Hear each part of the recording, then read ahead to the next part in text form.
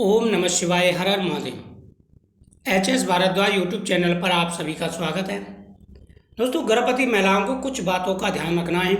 अगर आप उनको गुणी संतान चाहिए, संस्कारी संतान चाहिए, कहते हैं तो सुपात्र तो एक बहुत है और कुपात्र तो 100 भी बुरे होते हैं। यह माँ पर सबसे ज़्यादा दायित्व रहता है कि वो जिस प्रकार से जीवन व्यतीत करती है, बच्चे पर उसी प्रकार का असर पड़ता है। इसलिए कुछ बातों का ध्यान रखना चाहिए और गर्भवती महिलाओं को विशेष रूप से ध्यान रखना है कि उनकी संतान गुणी हो, संस्कारी हो और धार्मिक हो। इसके लिए उनको कुछ नियम बनाने हैं। प्रतिदिन तुलसी माता के सामने दीपक जलाना, तुलसी माता का आशीर्वाद प्राप्त होगा और संतान आपकी गुणी रहेगी।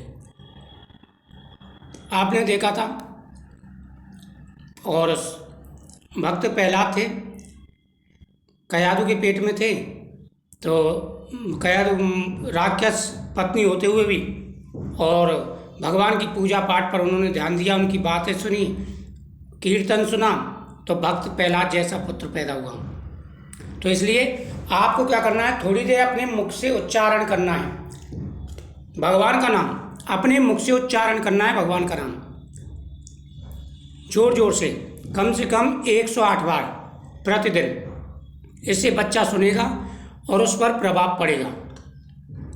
उसके बाद में आपको क्या करना है, भगवान कृष्ण का पूजन करना है और भगवान कृष्ण के स्नान का जो जल होता है वह पीना है, प्रतिदिन सेवन करना है।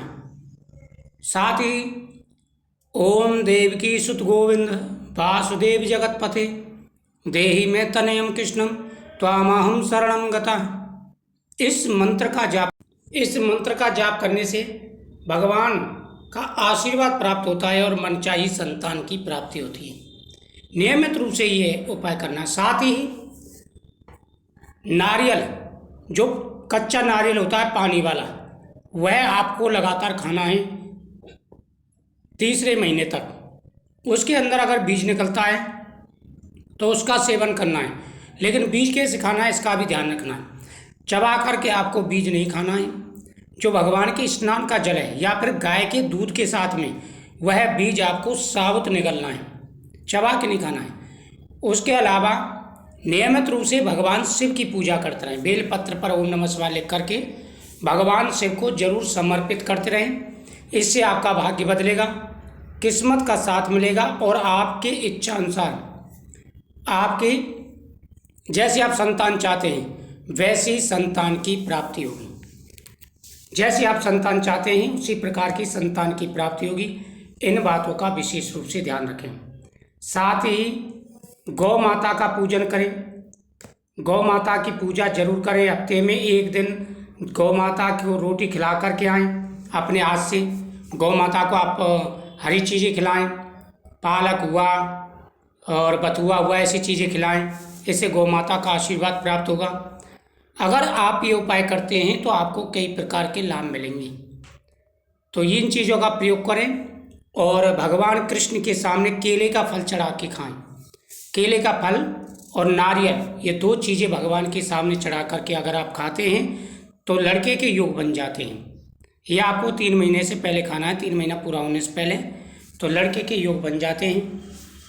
आपकी किस्मत बदलेगी, भाग्य का साथ मिलेगा और आपकी मनोकामना पूरी होगी। छोटे छोटे से उपाय हैं, प्रभावशाली और चमत्कारी उपाय। अगर आप ये उपाय करते हैं तो आपकी मनोकामना पूरी होगी, भाग्य बदलेगा, किस्मत का साथ मिलेगा।